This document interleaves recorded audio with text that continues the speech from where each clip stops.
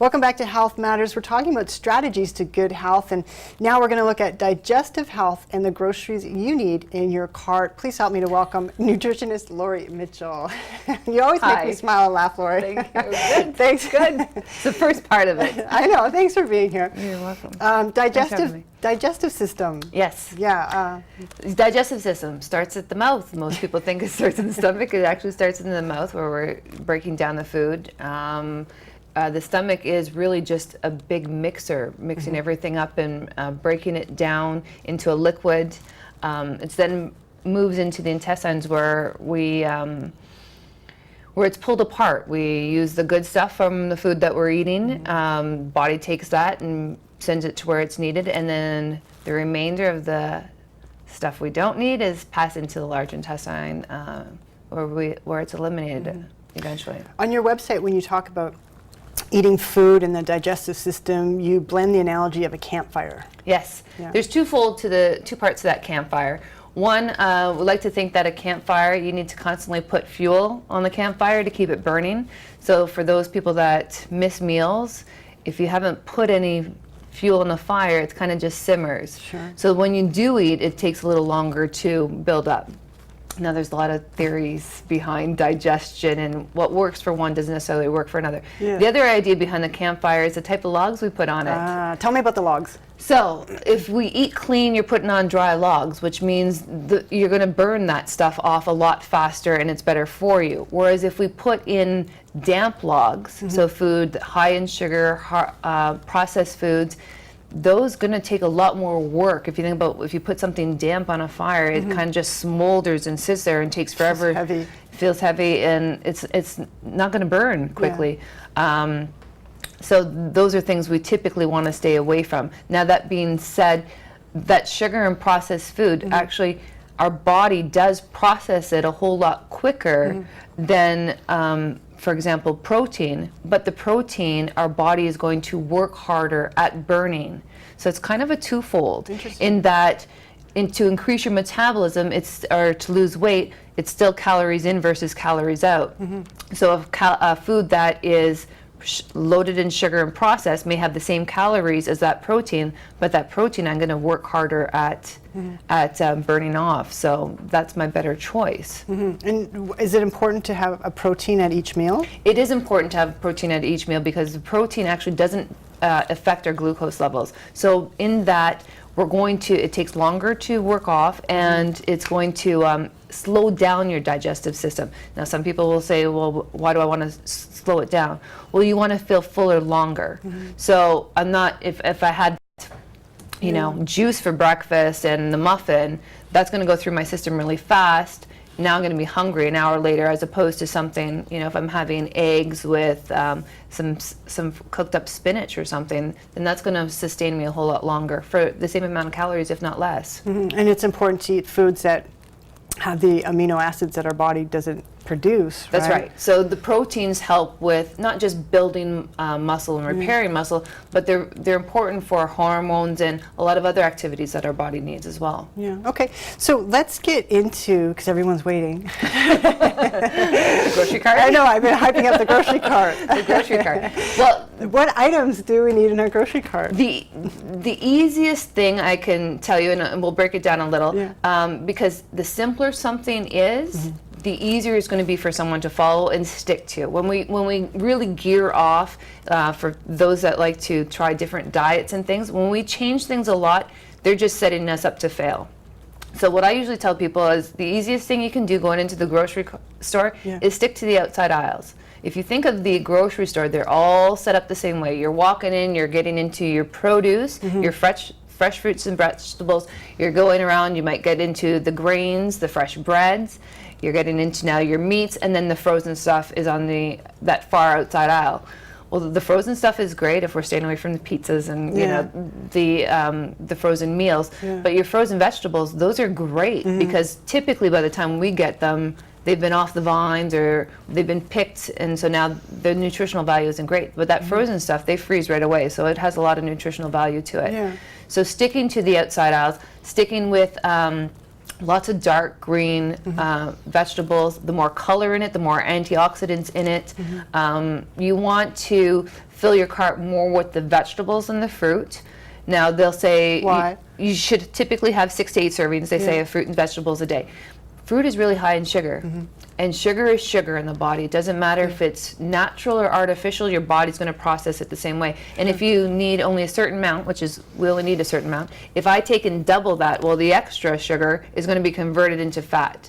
So it doesn't matter that I'm eating a ton of fruit, it's still sugar. So you want to get more vegetables. They have typically a higher fiber ratio as well, and a lot less sugar in it. Okay, so let's go through your list, because this is what you have on your website. And I think this is important for people. It's a great review for me as well. I know. Sure. This is what you have. Have you seen your website lately? This is what you have. Okay. Romaine lettuce. Yes. Why? Dark green leafy vegetable, good for foliage, fiber in it. Vitamin K? Yes. Okay. Yes. Sweet potato. Sweet potato. I love sweet potato. It's less starchy than your regular potatoes. Has a lot more nutritional value to it. Again, you're looking at the color. The regular potatoes, plain white. So stick with even a yam. A yam. They're the similar family, but a lot more nutritional value. You write that it's a slow digesting carb. It's slow digesting carb, so it's going to keep you feeling fuller longer. That's good. Okay. Berries. We kind of talked about that. Oh, but you said berries are a natural pain reliever. Full of antioxidants as well. Great for anti-aging. Lots of vitamins in them. So absolutely, if you're going to pick a berry, that's your best bang for your buck. And if you think about it, they're, again, very dark, rich color. So the color is important. It tells you a lot about what you're eating. Kiwi. Kiwi, again, vitamin C, great fruit. We're talking about, I had lots of fruits on there, didn't I? Yeah, I know. You're like, I do. I have a sweet tooth. It's something we work on. Okay, well, you say chicken. Chicken. I'm vegetarian, Lori. Oh, well. Yes. Chicken. So you're having for all us meat eaters. For all you chicken lovers out there, Lori recommends chicken. Why? Well, chicken. Okay, so when you're talking protein and it's a meat protein, it depends on what you're looking at. So for my people, my clients, my people, you're all my people. For my clients that are looking to put on muscle, I'd actually recommend red meat, more fat in it, and because they're typically looking to gain muscle, gain a little bit more weight. For those that are looking to lose weight, then I'm going to recommend a more lean protein, which is the chicken, the white fish, those types of things. What about turkey? Turkey fits into that as well. Turkey fits, but not everybody is big on tofu and soy, which there's nothing wrong with it, just not everybody wants to go there. You're making fun of my tofu. I am not. Tofu is great. Actually, it's a great alternative for those that are looking to lose weight, especially if you think of the tofu that's seasoned with various herbs and spices. You add it to your chili, your spaghetti sauce. I can almost guarantee that most people won't notice the difference between that and your ground chicken, turkey, or beef. They're not going to notice. So you talk about yogurt and cottage cheese. Yogurt's great. Cottage cheese, another wonderful addition, because you can substitute it for you can get it in a lower fat ratio. You can substitute it for a sour cream in a recipe or a higher ricotta cheese. You can substitute that for as well. Yogurt full of antioxidants. Now or not antioxidants, sorry, the acidophilus. So the healthy bacteria. Now the thing with yogurt is typically people buy yogurt that's full of mixed fruit already, it's stirred in, already flavored. Now, when we're looking at nutritional value, again, we're looking at sugar content, and 4 grams of sugar is the equivalent to a teaspoon. So some of those yogurts have 2, 3, even 4 teaspoons of sugar per serving. So ideally what you want to get is more of a Greek yogurt, higher in protein content, and the protein's always an added bonus, and then just flavor it with your own vegetables. Or vegetables, fruit. Might not taste great with vegetables. Berries taste really good though. Okay, you say fortified orange juice. What's fortified for viewers at home? It has the vitamins kept in. Sorry, I'm tongue-tied. Vitamin D? Vitamin D is kept in. Vitamin C is in there. It's calcium. Body's going to use. The thing with juice, I actually tend to want to keep people away from juice. I'm not speaking very well. I apologize. Because of the sugar? Because of the sugar. Yeah. I'm low in sugar. Okay. Is that it takes 10 oranges to get you that glass of juice. Well, you're not going to eat 10 oranges. And plus on top of that, when you have the juice, now you're not getting the fiber that you'd get from the fruit and the added nutrients. So we say fortified. So they're putting it back in, but why not just have the fruit? Okay, and if you think about the calorie, you want to think calories and sugar in, and that's... So should we be squeezing our own oranges? Why not just eat the orange? Yeah. Just eat the orange. Sometimes you like the juice. Well, if you want to have flavor, why not? You could always put some orange into some water. Like take the slices. Oh, I see. And put it in, so you flavor the water. You're saving on the calories a lot. You're having something a little different tasting, add a little citrus to it, a little lighter, but you're saving on especially the sugar. The sugar is not great at all. Sugar should be a treat. Yeah. And unfortunately in today's society it's more of a staple, and that's where the problems of obesity and other diseases come in, is because we've taxed our body with too much sugar. Kate, you also mentioned eggs and whole grain bread. I love eggs. Eggs are great, great protein, really easy to make for my people. Again, my people. Who are your people? Anybody who wants to be my people, it can be my people. How many eggs a day do you eat?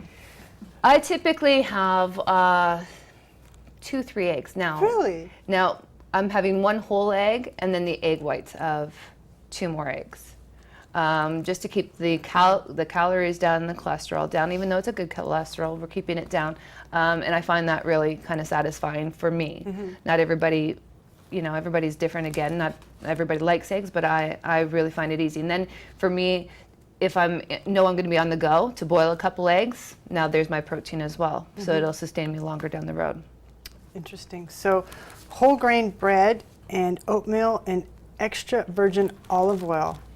Why olive oil? Olive oil is a great, and it's funny, they just did a study on all these oils and saturated fat and how they were supposed to be really bad and contribute to heart disease, and olive oil was one of them. And Harvard just did a study they took about 72 different studies with the equivalent of about 600,000 people. So they did their work and found that it does not actually contribute any more risk to heart disease than anything else. So if anything, put those in there because they are good for you.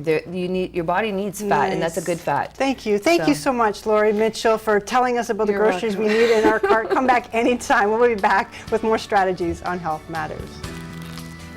Did you know that laughter is a good antidote to stress? A belly laugh can send 20% more blood flowing through your entire body. And when you laugh, the lining of your blood vessel walls relaxes and expands. Have a good giggle. Your heart will thank you.